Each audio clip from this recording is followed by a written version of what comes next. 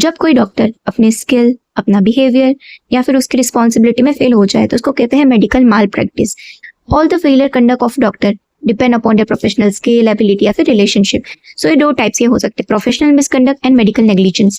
Professional misconduct में क्या होता है कि जब डॉक्टर का कैरेक्टर में प्रॉब्लम होते हैं, ना कि उसके स्किल के अंदर, पर personal professional behaviour fall below the what is expected of a doctor. और मेडिकल नेग्लिजेंस में क्या होता है कि जो स्टैंडर्ड मेडिकल केयर देनी चाहिए पेशेंट को वो नहीं दे पाता doctor. Professional misconduct it is also known as an infamous conduct. क्या होता है, ऐसा कोई भी काम जो एक अच्छे या फिर एक्सपीरियंस डॉक्टर के अकॉर्डिंग अनइथिकल है या फिर शेमफुल है या फिर उसके प्रोफेशन की डिग्निटी के अगेंस्ट है, उसको बोला जाता है professional misconduct. Any conduct of a doctor might be reasonable as disgraceful या फिर डिसऑनरेबल एक्ट कोई भी डॉक्टर करता है, उसको कौन जज कर सकता है? प्रोफेशनल मेंस, जो जिसके पास कॉम्पिटेंसी होते, स्किल की, रिस्पेक्टेड होते हैं वो। एग्जाम्पल्स देखते हैं, एसोसिएशन विद अनक्वालिफाइड पर्सन। अगर कोई अनक्वालिफाइड पर्सन है उसको क्लिनिक के अंदर बिठा दिया और बोल रहे हैं कि ये मेरा असिस्टेंट है, तो एक क्राइम है, उसको इंटर्नशिप नहीं दे रहे। तो any registered practitioner must not be associated all unqualified person to practise उसके नेम के अंदर या फिर उसके सुपरविजन के अंदर।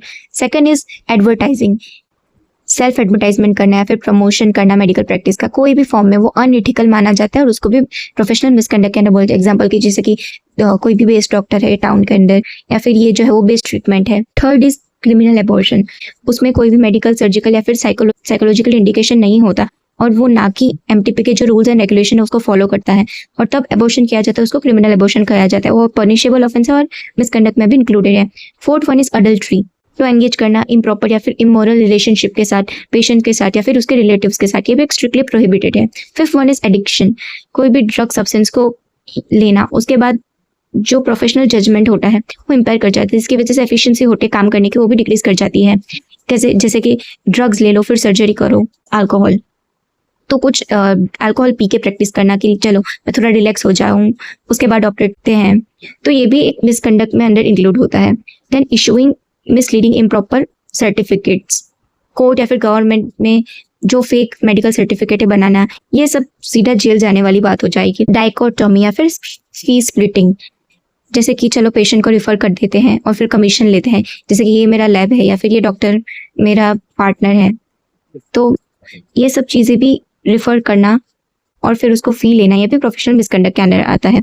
यूथेनेसिया या फिर मेर्सी किलिंग, ये भी डॉक्टर को प्रैक्टिस नहीं करना चाहिए। पब्लिश फोटोग्राफी या फिर case report of patient without their consent, तो जैसे कि सोशल मीडिया पे ये सब लीक कर दिया जिसकी वजह से पेशेंट की आइडेंटिटी लीक हो गई, तो भी प्रोफेशनल मिसकंडक्ट के अंदर आएगा।